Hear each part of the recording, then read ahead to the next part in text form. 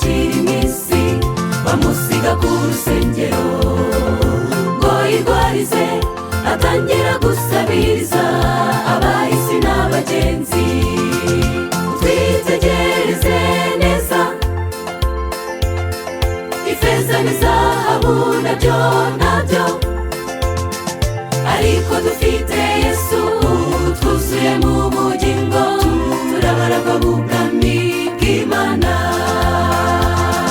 Yatubikije iby'ubugingo mu izina ry'uwo mwami Satani turamusenyera. Twitegereze neza ifeza n'izahabu nabyo ariko dufite Yesu twuzuye mu bugingo turabaragwa mu bwami bw'Imana. Yatubikije iby'ubugingo mu izina ry'uwo mwami Satani turamusenyera.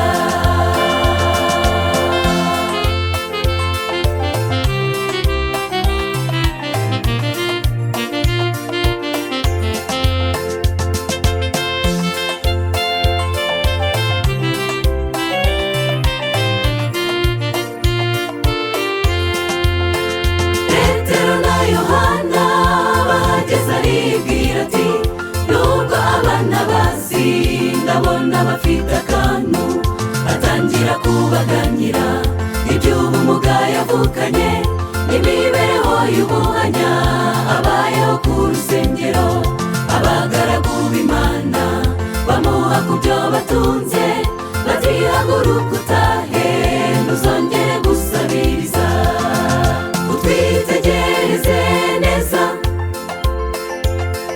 ifeza n'izahabu nabyo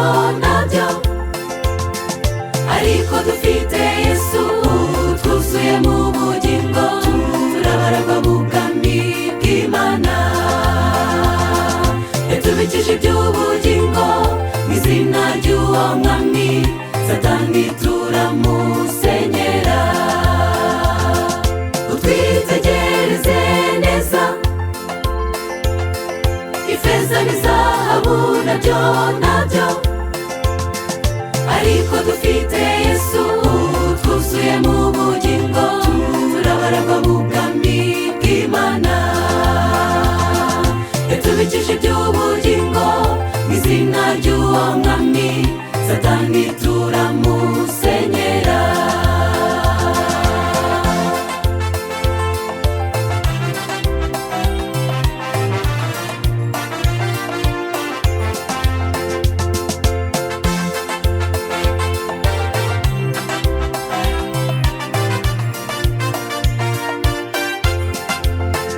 Birashoboka ko mu isi uhura n'ikibazo wabona kimaze iminsi ukareka kugisengera. Uti ibi ndabona byanze reka nsabire ibindi, nyamara hari Imana itarambirwa n'ikibazo. Amarira yose warize yayabitse mu icupa nubwo utakibisabira ntizabura kubiguha. Twitegereze neza ifeza n'izahabu nabyo ariko dufite Yesu twuzuye mu bugingo turabaragwa mu bwami bw'Imana. Yatubikije iby'ubugingo mu izina ry'uwo mwami Satani turamusenyera. Twitegereze neza